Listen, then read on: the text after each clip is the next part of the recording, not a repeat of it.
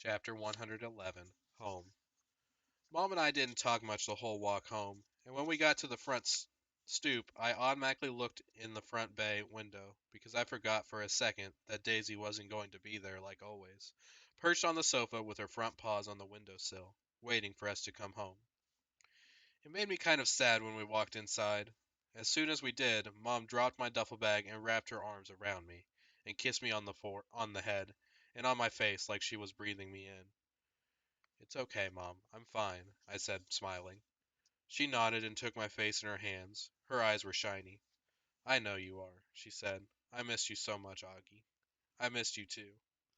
I could tell she wanted to say a lot of things, but she was stopping herself. "Are you hungry?" she asked. "Starving. Can I get a grilled cheese?" "Of course," she answered, and I immediately started to make the sandwich while I took my jacket off and sat down at the kitchen counter. "Where's Via?" I asked. "She's coming home with Dad today. Boy, did she miss you, Augie," Mom said. "Yeah? She would have liked the nature reserve. You know what movie they played? The Sound of Music." "You'll have to tell her that." "So do you want to hear about the bad part or the good part first?" I asked after a few minutes leaning on my head in my hands. "Whatever you want to talk about," she answered.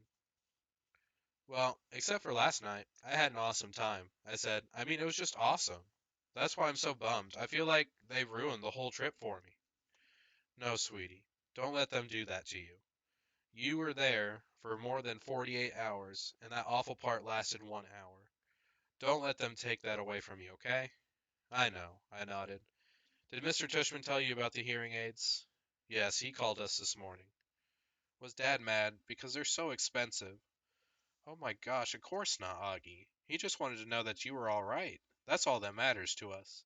And that you didn't let those thugs ruin your trip." I kind of laughed at the way she said the word thugs. "What?" she asked.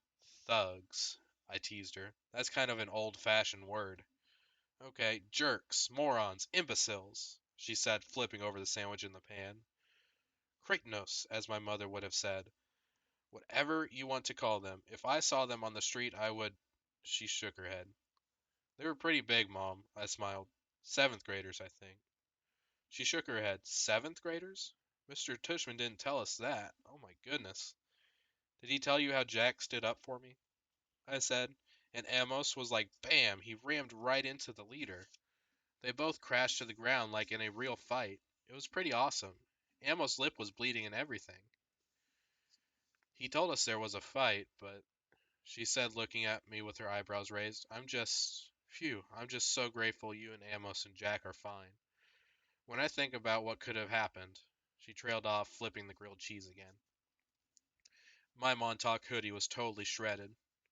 "Well, that can be replaced," she answered. She lifted the grilled cheese onto a plate and put the plate in front of me on the counter. "Milk or white grape juice?" "Chocolate milk, please." I started devouring the sandwich. "Oh, can you do it the special way you make it with the froth?" "How did you and Jack end up at the edge of the woods in the first place?" she said, pouring the milk into the tall glass. "Jack had to go to the bathroom," I answered, my mouth full. As I was talking, she spooned in the chocolate powder and started rolling a small whisk between her palms really fast. But there was a huge line, and he didn't want to wait. So we went toward the woods to pee. She looked up at me while she was whisking. I know she was thinking we shouldn't have done that. The chocolate milk in the glass now had a 2-inch froth on top. "That looks good, Mom, thanks." "And then what happened?" she said, putting the glass in front of me. I took a long drink of chocolate milk. "Is it okay if we don't talk about it anymore right now?" "Oh, okay. I promise I'll tell you about it later when Dad and Via come home. I'll tell you every detail. I just don't want to have to tell the whole story over and over, you know?" "Absolutely." I finished my sandwich in 2 more bites and gulped down the chocolate milk. "Wow, you practically inhaled that sandwich. Do you want another one?" she said. I shook my head and wiped my mouth with the back of my hand. "Mom, am I always going to have to worry about jerks like that?" I asked. "Like, when I grow up, is it always going to be like this?" She didn't answer right away, but she took my plate and glass and put them in the sink and rinsed them with water. "There are always going to be jerks in the world, Augie," she said, looking at me. "But I really believe, and Daddy really believes, that there are more good people on Earth than bad people. And the good people watch out for each other and take care of each other, just like Jack was there for you, and Amos, and those other kids. Oh, yeah, Miles and Henry, I answered. They were awesome too. It's weird because Miles and Henry haven't even really been nice to me at all during the year.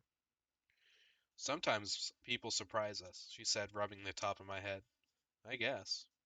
Want another glass of chocolate milk? No, I'm good, I said. Thanks, Mom. Actually, I'm kind of tired. I didn't sleep too good last night. You should take a nap. Thanks for leaving me Babu, by the way. You got my note? She smiled. I slept with him both nights. She was about to say something else when her cell phone rang, and she answered. She started beaming as she listened. Oh my goodness, really? What kind? She said excitedly. Yep, he's right here. He was about to take a nap. Want to say hi? Oh, okay. See you in 2 minutes. She clicked it off. That was Daddy, she said excitedly. He and Via were just down the block. He's not at work? I said. He left early because he couldn't wait to see you, she said. So don't take a nap quite yet. 5 seconds later, Dad and Via came through the door. I ran into Dad's arms and he picked me up and spun me around and kissed me.